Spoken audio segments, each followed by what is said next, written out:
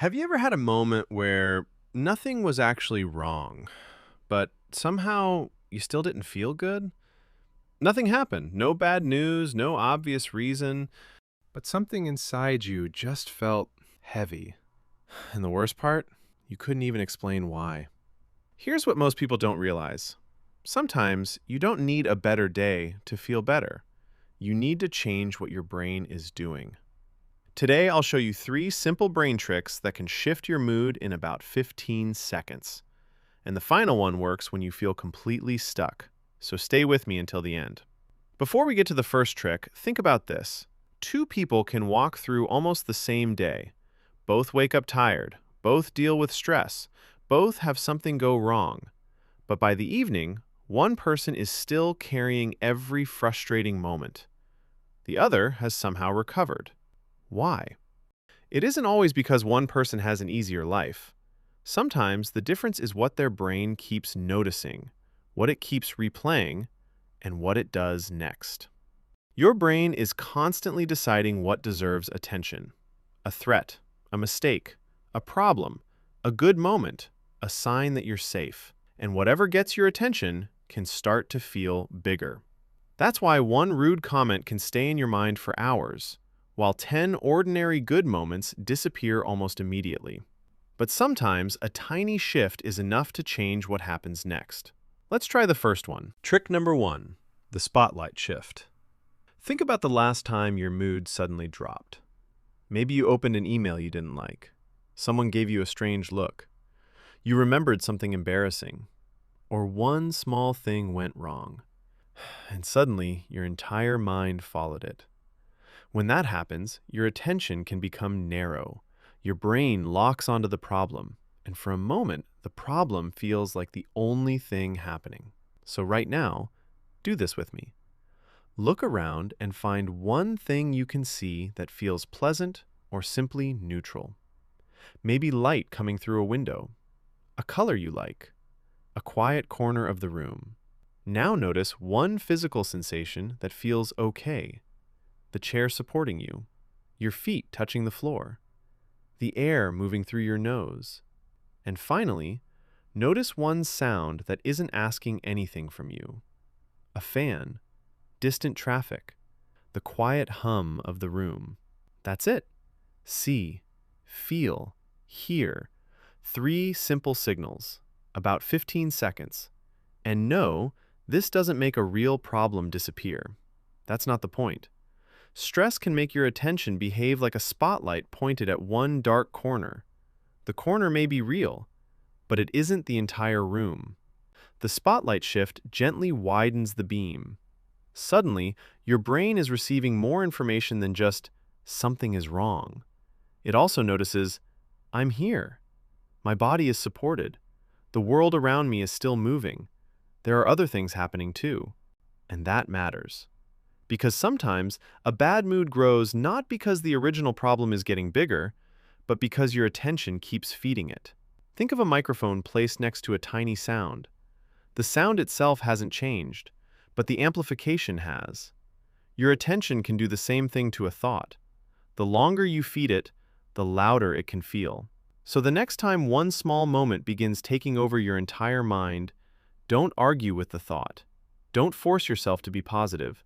Just remember 3 words: see, feel, hear.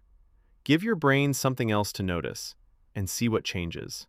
And before we move on, tell me in the comments which one usually affects your mood the fastest. A thought, a message, or something another person does. Just write one of those 3. Because the next trick is for the moment when the problem isn't around you at all. It's inside your head. Trick number 2, the distance question. Sometimes, nothing is happening, but your brain is still reacting. You replay a conversation from yesterday. You imagine something going wrong tomorrow.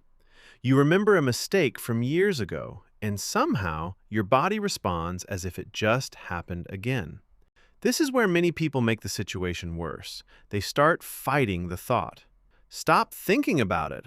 Why am I like this? I need to get rid of this feeling. But now, you don't just have the original thought, you also have a fight with the thought. So try something different. The moment you notice your mind pulling you into a spiral, ask yourself one question. Is this happening right now, or am I remembering, predicting, or imagining it? Take a few seconds. Don't rush the answer. Is it happening now, or is your mind somewhere else? That question creates something powerful: distance. Not distance from reality, distance from the story your brain is currently running. Because there is a huge difference between "this is happening" and "my mind is showing me something that happened." There's also a difference between "this will go wrong" and "my mind is predicting that this might go wrong." The thought may feel just as real in your head, but your relationship with it begins to change. Imagine sitting in a movie theater. When you're completely absorbed in the film, your body reacts. Your heart speeds up, your muscles tense. For a moment, you forget you're sitting in a chair, but then you notice the screen. You notice the room. You remember, "I'm watching something." The movie hasn't disappeared, but you're no longer completely inside it. That's what this question can do for a stressful thought. It reminds you that a thought is something your mind is producing, not always something happening in front of you. And here's the mistake most people make. They think feeling better means they must make the thought disappear. You don't. Sometimes, you only need to stop standing inside it. So when your mind starts replaying, predicting, or imagining, ask, "Is this happening right now?"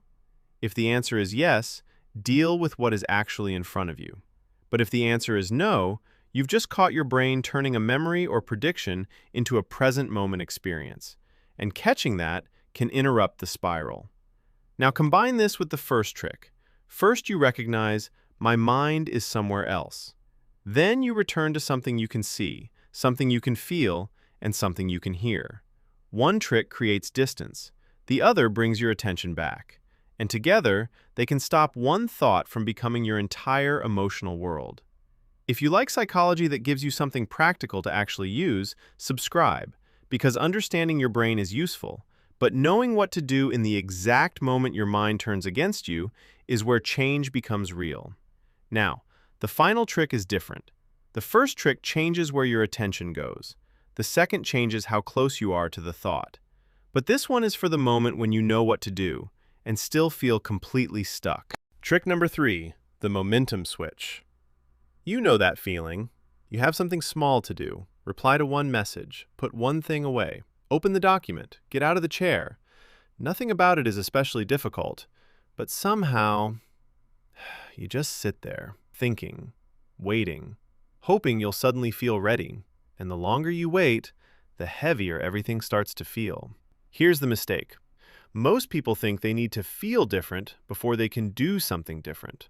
But sometimes, the fastest way to interrupt a stuck state is to create one tiny piece of movement. So here's the trick. When you feel emotionally stuck, change one visible thing around you. Just one. Close one tab. Stand up. Move your cup. Open the curtain. Put one object back where it belongs. Write the first word. It doesn't need to solve the problem. It just needs to create movement. Do one small thing and finish it. Why can this help? Because when you're stuck, everything stays the same. Same position, same environment, same feeling. A completed action creates a clear before and after. Something was one way. You acted. Now it's different. Think about pushing a heavy shopping cart from a complete stop. The first push takes the most effort. But once the wheels begin moving, the next step feels easier. Your emotional state can sometimes work the same way. Not because movement magically creates happiness, but because action interrupts waiting. So don't clean the entire room. Put one thing away. Don't finish the entire project. Open the file. Don't fix your entire day. Change the next 15 seconds. That's the momentum switch. Instead of asking, "How do I make myself feel better?" ask, "What can I move, finish, or change right now?" Then do the smallest answer. The first trick widens your attention. The second helps you step back from a stressful thought. And the third proves that you're no longer frozen in place. So the next time you feel off, start small. See, feel, hear. Ask, "Is this happening right now?" And if you still feel stuck, create one tiny piece of movement. These tricks won't erase every difficult emotion. They won't solve every serious problem, but they can help you change what happens next. Maybe not your entire day, just the next 15 seconds. And sometimes, that's where the shift begins. Because a bad mood can grow through one repeated loop at a time. But the opposite is also true. One wider moment of attention, one step back from a thought, one small action forward. You may not control every feeling that appears, but you can choose your next response. And quick tricks can help you change a difficult moment. But the habits you repeat every day can change what your brain learns to expect. So watch the next video and learn the simple habits that can gradually train your brain to feel calmer, happier, and more emotionally resilient. I'll see you there.